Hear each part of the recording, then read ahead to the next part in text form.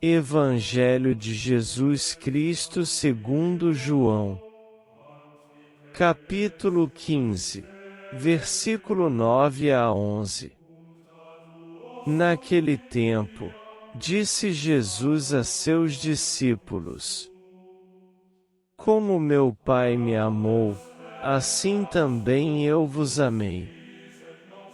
Permanecei no meu amor.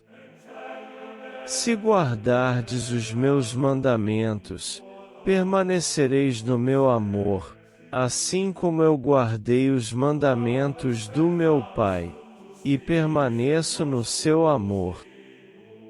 Eu vos disse isto, para que a minha alegria esteja em vós, e a vossa alegria seja plena. Palavra da salvação.